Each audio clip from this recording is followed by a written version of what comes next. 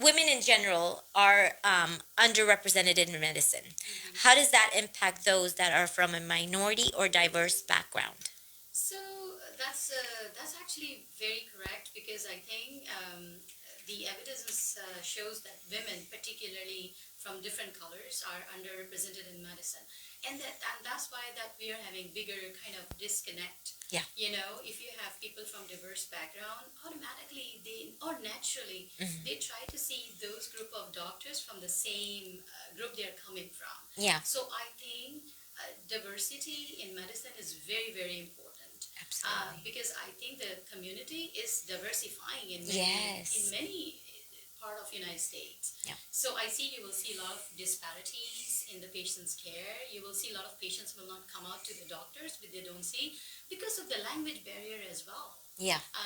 Not everyone is able to communicate in English, so you really need to think about that if you have rare background people coming in the medicine that can help the community because you can actually what you can say commercialize or publicize the group that look I have different language skills and your Yes. patients can be attracted to you, so that's very Absolutely. important. And the comfort level, I feel like, goes up even more with That's the patient, exactly right? right. Because they know that, okay, this is someone that looks like me, can talk like me, and now, therefore, I am comfortable being around this person. And their values are different, their Yes. religious values are different, their moral values are different.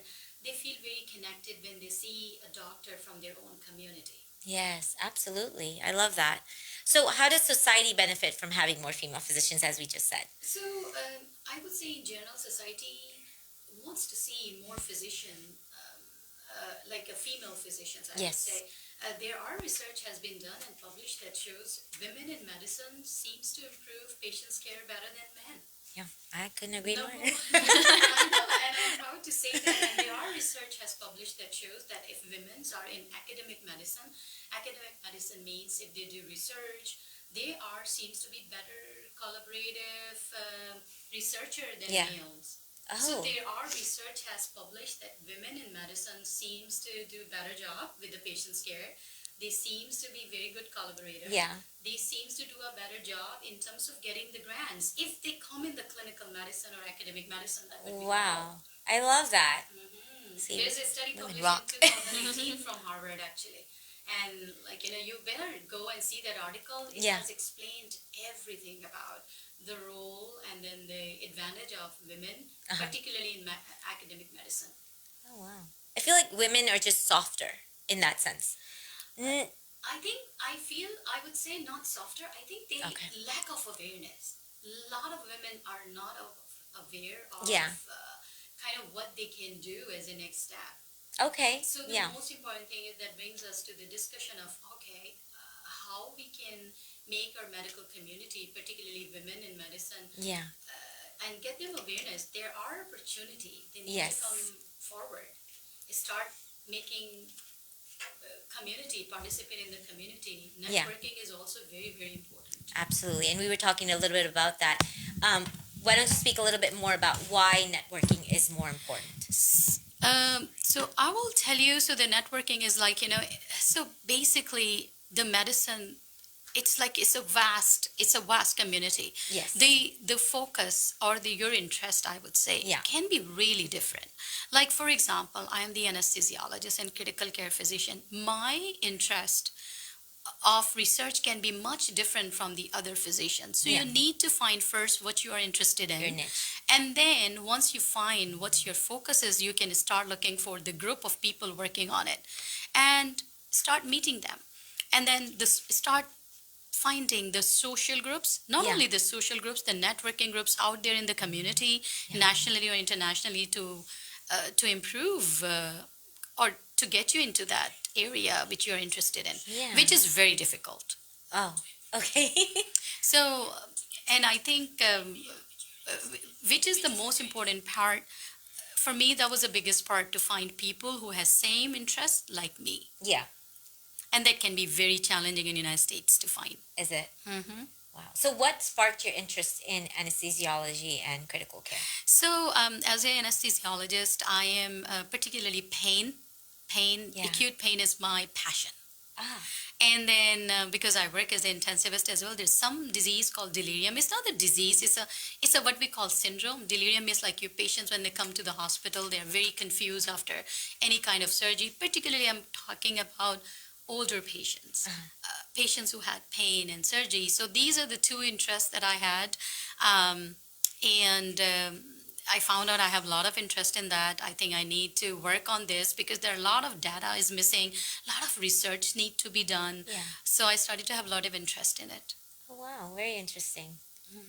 So that's amazing that you can actually your job is to help people minimize their pain. Yes. I mean, come on, that's amazing. I know. We're gonna talk after this. Yeah. Yeah. Are there specialists in medicine that have a greater gender disparity? Yes, I would say a lot of. I think I would say gender disparity. I would say in surgery, surgical field has Yeah. a lot of gender disparity. Not only like women from the ethnic background, even women in the United States in general. In general. The surgical fields has disparities in selection. Wow. Would you know why? I think it's just there is something what we call unconscious bias. Yeah. When what we call like the hospital, the administrations, or even the training, who are or the directors of the training, they have some kind of inherent bias that a lot of medical professionals are working on right now. Yeah. There's an inherent bias, like women of childbearing age will not able to satisfy their duties. Oh, man. They will have maternity leaves, and then in general, these are the biggest thing. And then when you goes on the maternity leaves, who's going to cover your clinical or patient's care? So these are the inherent bias, which is improving day by day. And I think a lot of medical communities or medical association is starting to raise these issues, but they are still there. Okay. So how is patient care or a population health impacted by having fewer minority women physicians? So as I said, like, most important thing is, particularly, for example, if you talk about the Muslim women, they prefer women doctor. Doesn't matter, it's an OBGYN doctor, general physician, surgeon. They prefer to go and see those doctors. So that's the biggest factors. Yeah. The second thing is the language barrier that I said is the most important factors that we need to consider. And then the other thing is, in general, if you see a women of your background, you started to share your social issues with these women as well, True. which can be hidden easily if you're seeing the other group of doctors. Yeah. It's actually, this is so good that you said that because I know, like, for example, my mom herself, she prefers going to a women doctor, but also a women doctor that is the same as her. That's Yeah, so she like openly can speak to her and has dialects that she feels comfortable and like just being able to tell her that okay, this is what I'm feeling or this is what I'm going through. I need you to help me out. And I think that the understanding factor is a little bit more stronger as opposed to her going to a different doctor. That's Because exactly I've seen correct. the difference in the doctors that she's visited. And then they prefer to go back to the same doctor. Same doctor, yeah. And what they become like, personally very attached. Yes. Mentally very attached because they share the same values. They Yes. know the patient's background. Yeah. And they're very comfortable actually. They open their heart Yeah. to the doctors, which Yes. they cannot even share with their family member. Exactly. Like our last visit, my mom was talking to her as if she was like they were friends from like years ago. Oh. It was so cute. I was like, wow, Yeah. okay. No, but So, yeah, it like makes your a mother, but difference. I have an underlying condition too, and Yes. I've been visiting doctors, and they've been male so far. And my last doctor retired, so I was looking for a new one just this month, right? And I'm like, you know what? No, I'm gonna pick a female doctor, because I had that choice. Like, Yeah. knock on wood, we live in Houston, and I a love it that plethora. now we have so many options. Absolutely. Women and women of our color, we can actually find a list of doctors. That's exactly Yes. correct. So, and it just like that fact that at least that's one thing that relatable, right? That's With that exactly doctor. correct. So, Yeah, I yeah. mean, The comfort level just yeah, opens up. in it so many opens up different exactly. So, yeah, you go in also with an open mind. You're not scared to go visit a doctor, So, yes, yeah. directions. So, what have been some barriers you have come across during your journey in becoming a doctor? So I have a pretty long journey in terms of that. So I started my career as a surgery resident. So it's very competitive field, and as I said, when you're a foreign doctor, you really have to work hard. You know what? Like you have to work 100%. You have to give your 100% to get into medical field number one in United States as a foreign doctors. Not only that, particularly in surgical field, you really need to give your 200%. And then so along with this is a lot of stress. Yeah. And then if you're a mom, if you're kind of new mom, that's another factor. And then the other thing is like to find out the good mentors. So it's the biggest challenge that I had, finding a mentors Yeah. that's actually has the same interest like you. Yeah. That's a very challenging component in United States medical world. Yeah. So I think a lot of medical association are working now. We are trying to build up what we call mentoring group, and we're actually trying to educate community that they should seek mentors. If locally they are not available, start looking out your mentors nationally. If they're not available nationally, then internationally. Or the most important thing is raise your voice. Yes. Raise your voice. If you feel that someone is not helping me, move on to the other person. Yeah. Find your mentors. If you think that mentor is not appropriate for you, just do not stick with that mentor, please. Yeah. Move to the other one. There are so many people out there who can help you. But the thing is, I would say that being a foreign medical grads, we all have some inherent bias when we come here. We have to give our 200%. And then there's a sense of insecurity, which we should start working on since from the beginning. Yeah. Don't worry about it. Whatever is in your faith and or fate, it will Yes. come to you. So Absolutely. the insecurities that we have as a foreign doctors, we shouldn't be having. I feel like that's so important for for our listeners that are pursuing. Yeah, I would recommend everyone should Yeah. consider that. Yeah. And just remember, if one thing doesn't work out, that's okay. Yeah. Move to the next step Yeah. and just keep trying. Keep trying. Do not lose your hope. Keep trying. The one thing that I have seen, if you keep trying for the goals that you want to achieve, one day you succeed. Wow. That was like, my passion has been when I started as a surgery resident, like, a lot of people push me back. Oh, being a woman, are you going to be doing that? How is possible? I mean, that should be your passion, not other people should decide. True. And then do not get discouraged by Yeah. people. Just Yeah. try to be very focused and move. And focus. What I've learned with the time, you have to be very focused to achieve your goals. True. So like how some people they make vision boards that, okay, this is, these are the things that I want to do in my life. These are the accomplishments that I want. And then some people have checklists. Did you have anything that you had particularly that you were like, okay, this is my vision and this is how I'm going to make it come to life? Like, what were your, I guess your checklist or something that made you become where you are today, that helped you? So there are two things I have in my life that I wanted to be a doctor. Yes. That's it. I know people have their checklist. Checklists are very, very important, but just remember focus and then flexibility. Yeah. I think we are not flexible. No. You do your work. Hard work is important. Goal focus is very important. Project orientation is very important. But if you do not achieve something, be flexible.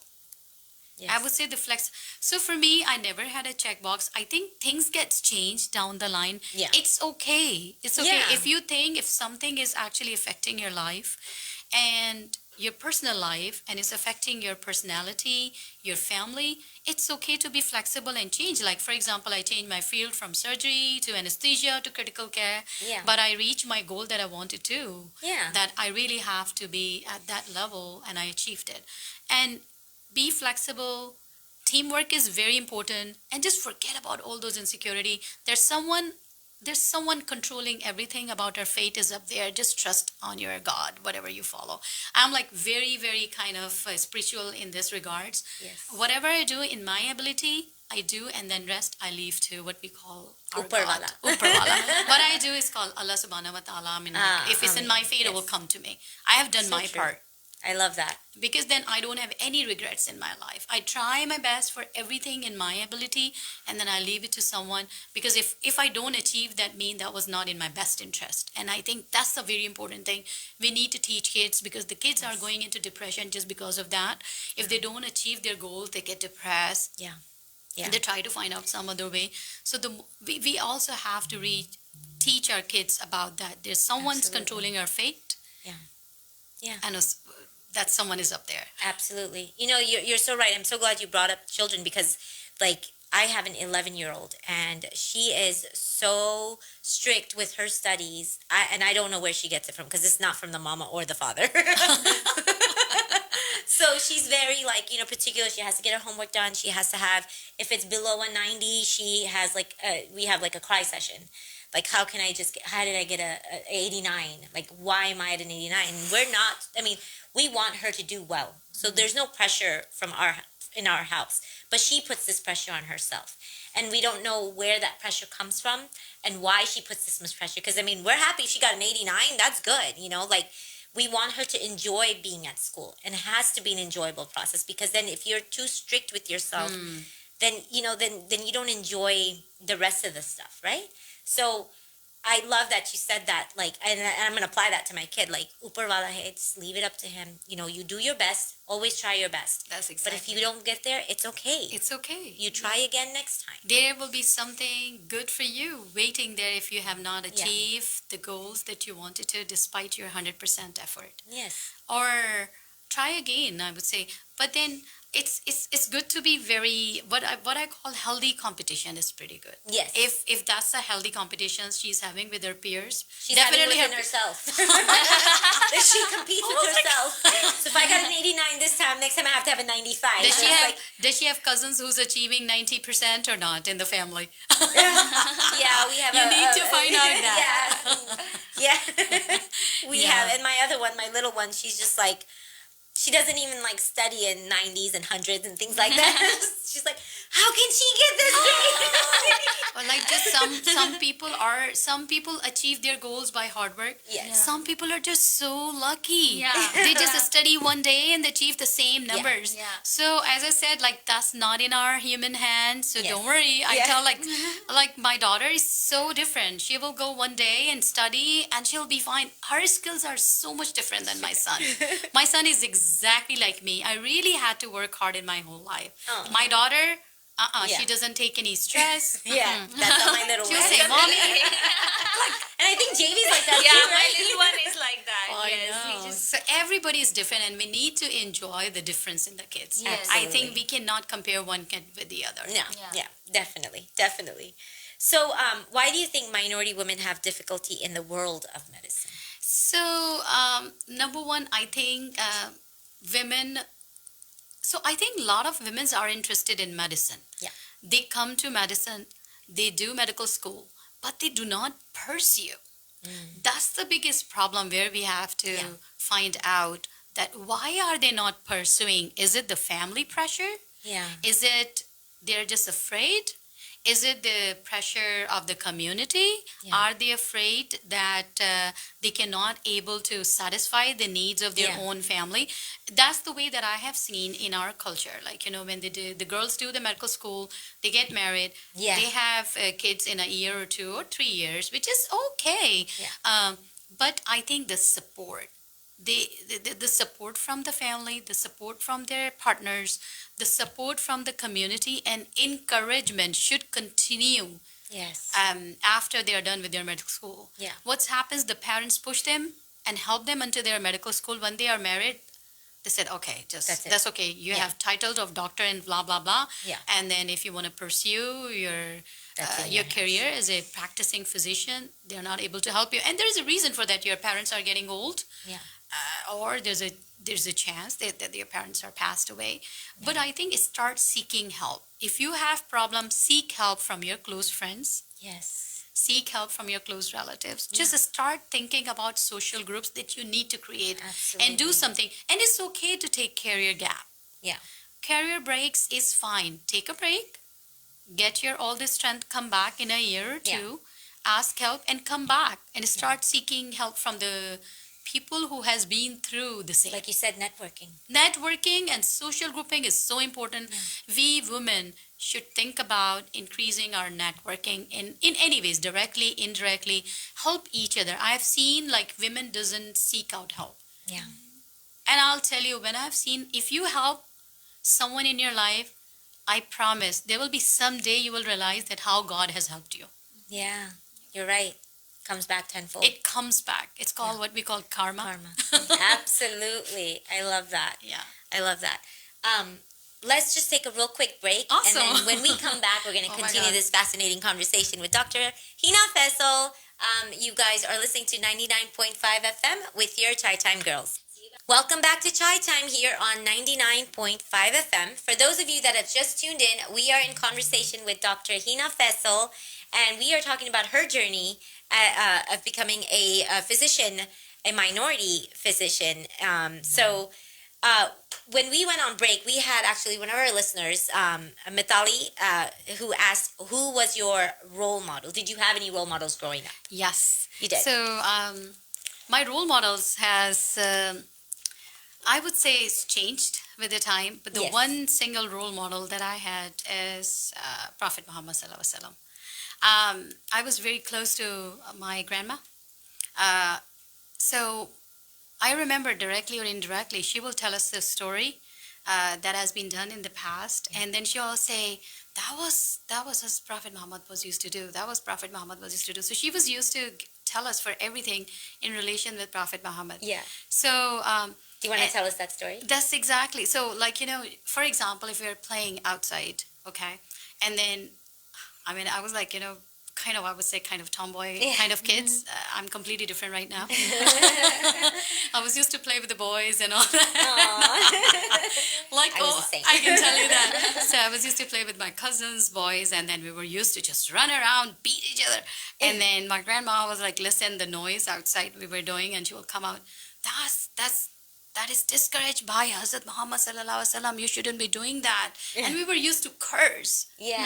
And then, curse each other. Like, I was like talking about when we were growing up. So we were used to curse each other. So, and she will say, don't use the bad word. You will go to Jahannam. Jahannam is like, hell. She will Yes. say, you'll go to hell. So we'll say, oh, forgive us. And that's the way, and that's actually now like inbuilt in me. Whenever I do something wrong, the first thing it comes in my head, this. And then you know what? I'll go back and what I'll say, forgive me. Yes. Allah, forgive me. Allah That's so subhanahu wa funny because there's a lot of things that my grandma used to do. I know. And like when my husband leaves out the house, I'll always say, Allah ka rakala. Exactly. Like, it's just, Maulana rakala. Like, it just sticks with you. That's Yeah, exact. so- And then my dad became my role model. When I was a teenager, I was used to idealize my dad so much. Oh my God, you cannot even imagine. Was used to wait at home for my dads to come. Oh. Oh my God, like I told you I never said my dad that I love you, but I was in love with my dad. So that was my second role model. And nowadays, my role model at the moment is Imran Khan. I don't blame you. The one thing that I learned from Imran Khan is at this age in his life, the guy is so focused. He has shown us that you really need to be focused and just you fell, come back. You Yes. fell, start again. Keep try. And if you're loyal, you're honest, Yes. God will help you. And that's what is happening with him right now. So that's I these love are my that. 2 or 3 role models that I can tell you. I fight with everyone about it because I find the positive thing in Imran Khan. Whatever Yeah. has done with his personal life, I don't care. Yeah. The personal thing is between your God and you. Yes. For me, the fact is what you're doing to the community, if your community is getting benefit from it, that's what matters only. Absolutely. So these are my 3 models. I love it. I love it. And then I have a lot of people in my medical career that I actually loved and shadowed and followed. There are many of them. Wow. Different mentors from different in different levels. Like, when I was a resident, my role model was different. When I become faculty, then my role models become different person, and now Yeah. I have different role models. Oh, I love it. So it can change. Your Yeah. role models can change Yeah. with the time. Absolutely. You cannot say that I had only one role model. Yeah. The person who built your personality, that can be your personality role model. Yeah. The person who is helping you building your career, that can be role model for your career. So it's okay to say that you have 3 or 4 role models. Absolutely. I agree with you. So let's talk about your journey. What are some obstacles you faced, and then what are some that you still face today? So we did talk about your obstacles that you faced earlier in Yes. life. So what are some that you still face today? So, as I said, I'm very thankful, and I think I'm very, very thankful to God and Allah Subhanahu wa Taala that whenever I face some obstacles, I learn from it. I'm still facing the obstacle how I can become a very good entrepreneur. Yes. We all have some entrepreneurship, and nowadays in this modern world, women should think about whatever they're doing the profession. There's one skills that we need to learn is entrepreneurship. Yes. And that's the one thing I am learning from different people, like how we need to kind of obtain the funding, how we need to advance the project Yeah. that you're interested in. Everything needs funding, right? Everything needs Absolutely. money. Yeah. So I think that's where we all are lacking as a women. Doesn't matter women in medicine, doesn't matter women in engineering. I think we should start thinking about gaining the skills and how we can become a good entrepreneur in any field we are working. Yeah. Absolutely. I love that. So what advice would you give to your younger self, your past self? So if you want to be a doctor, you need to be very focused, sincere with your profession. Yeah. Do not do medicine because you want to have a title being a doctor. That's the one thing. Yeah. It's a hard journey, but it's a very good journey, very satisfying journey. This journey needs time in the beginning, but once you achieve your goal, you can be flexible. Yeah. And then work hard, but if you feel you're tiring out, give a pause, give yourself a break. And that's okay. Yeah. And okay to say that I can do this. Always remember that you can say no. You can say no, and saying no doesn't mean that you're demeaning someone. Yeah. Remember to say no, because I think being a woman, what I have learned with the time, I was raised the way that you're not supposed to say no to anyone. Yeah. I've No struggled to your, with that a lot. no to your boss, no to your mom, no to your dad, no to your grandparents. No, you are the human being. Doesn't matter. Yeah. Girls are human being, can say no. Yeah. Yeah. Absolutely.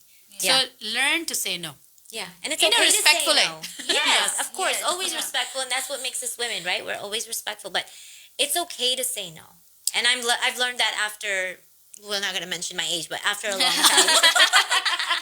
And know your limitation. Yes. And know your limitation. We all have limitations as a human being. And know your limitation. Once you feel that you are limited, you can do, just say, this is not in my hand. You are not, there's no concept of Yeah. super women. Yeah. By definition, we can be super women, but we're human beings. We are not Absolutely. supernatural. Yeah. So do whatever you can do in your natural limit. Yes. I like that. I actually love that. Yeah. I should quote you I all. I don't even know how it's coming I out. have a suggestion for your entrepreneur. You need to make a Yes. book of quotes, right? So what drives you? So it still drives me, my passion. Yeah. My passion is I want to do something. I still feel that I feel every day I'm learning. Yeah. Every day I'm learning new thing, and that's drive me. Just think about that you're going to be a lifelong learner, whatever the profession you go for. Yeah. You can be journalist, lifelong learning. Once you feel that you're a learner, you will be fine in your whole life. Yes. Even you've become 70, learn something new. Absolutely. Every day I learn. That is amazing. Sometimes even I learn from the kids. Yes, Oh, yeah. absolutely. All the time, I want Yeah. to say. Yeah. Yeah. And then the second thing is, I feel as a community, we should start think about, we start raising voice for the community that you belong to. If you think there's a wrong impression of your community, raise your voice. Yeah. You are the person that who can do better to your community, and then tell people what community you belong to. There are a lot of disconnect between humans Yeah. in different communities. So this is the job which community you belongs to. Just portray your community the way your community is. We all are human beings. We all do mistakes. Yeah. It's okay to say, okay, as a community, we do mistakes, but we are human beings, and then we can do mistakes. Yeah, it's okay. Yeah. Nice. So besides your clinical interests, what else excites you? Oh, a lot of things. There was one point of my life, I wanted to be a designer. Oh. I know. And then I decided, I can't do that. What else? I am a clean freak. Me too. I know. Oh my God. Yeah, my husband is like, oh, always says, oh my God, she's here. Before I come back from work, I know if the house is messy, that will be fine because I have trained the kids, trained my husband. When I come back, I want the house bed is this way. spotless. Yes. What else? I am very social person. Oh. I can see that. We can I'm tell. very social Love it. person. I'm very natural person. Yes, see that? You will not see any artificiality in me. Very simple. Yes. Yeah. I'm very, very simple. And then what else? Hobbies wise, when I was young, I enjoyed gardening at that time. Now I don't have time to do gardening, but I still love like flowers and try to spend some time. I'm very good in cooking because originally my parents belong from India. Okay. So my ancestors are from Delhi. So I do very good cooking. Nice. Well, I'm- we wouldn't know. We've not tried it. You're so funny. I will invite That you. was one it. day. Yeah. So I think whatever that I'm telling you, 90% women from my community are like this. Yes. Pakistani women who are in medicine exactly like me. Yeah. They are multitasker. They do job. They go back home. They take care of their kids. They work. They cook. They clean. Automatically, they have more responsibilities. But I always tell my friends as well, it's okay to say that I can't do it. I need help. So ask help from your husband. Yeah. Speak up. You can't do Absolutely. anything. You're a human being. Yeah. Yeah. So I think that's where I feel if you don't enjoy doing that activities, just stop and say, no, I'm tired. I can't do Yeah. it. Yeah. Most important thing is whatever you're doing, it's satisfying you. Yes. If it doesn't satisfy you, trust me, you don't enjoy. It's become burden. Yes. If cooking become burden, if you can afford, hire a woman to cook. That's right. That's what I feel. Yeah. Yeah. True. Okay. So, how do you balance your responsibilities as a mother, a wife, a daughter, a clinician, a researcher, a singer, a dole player? Anything else am I missing? That's a lot. Yeah, that's a lot. So I can tell you, my husband is very, very supportive, by the way. Sugar. Good. Thank God. So pick and drop, my husband does. Teaching, I try to manage the homework of my, kids get it.